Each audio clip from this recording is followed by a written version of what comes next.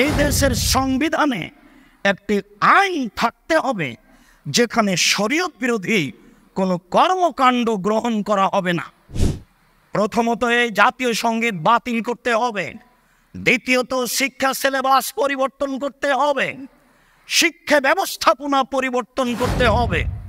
বর্তমান যারা সরকার হচ্ছেন তাদেরকেও বলতে চাই, এখন করণীয়র 1 নম্বর করণীয় হচ্ছে এদেশের জাতীয় সঙ্গীত বাতিল করতে হবে। জাতীয় সঙ্গীতে ঠাকুর যতবার বলেছে ওমা তোমার আকাশ তোমার বাতাস, ততবার ঠাকুর কালিমাকে বলেছে ও কালিমা তোমার আকাশ তোমার বাতাস। আমি 32 বছর থেকে বলে আসছি কালিমার বাপের আকাশ, আকাশ আল্লাহর, জমিন আল্লাহর, বাতাস আল্লাহর। কখনো মুসলমানের সন্তানের মুখ দিয়ে এই সঙ্গীত বের হতে পারে না, অসম্ভব। প্রথমত এই জাতীয় সঙ্গীত বাতিল করতে হবে। দ্বিতীয়ত শিক্ষা সিলেবাস পরিবর্তন করতে হবে। শিক্ষা ব্যবস্থাপনা পরিবর্তন করতে হবে। সম্মানিত দিনী ভাই বোন, যেটা আরও আমি বলেছি, এই দেশে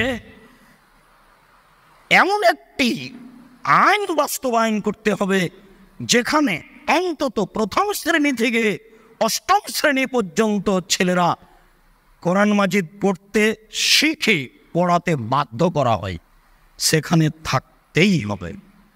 সম্মানিত দিনী ভাই বোন, আমি কথাও বলেছি এই দেশের সংবিধানে একটি আইন থাকতে হবে যেখানে শরীয়ত বিরোধী কোনো কর্মকাণ্ড গ্রহণ করা হবে না।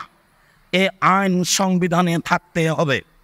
সম্মানিত দিনী ভাই বোন, কথাও বলতে চাই, এই দেশের সরকার ইলেকশনে হবে না, সিলেকশনে হবে।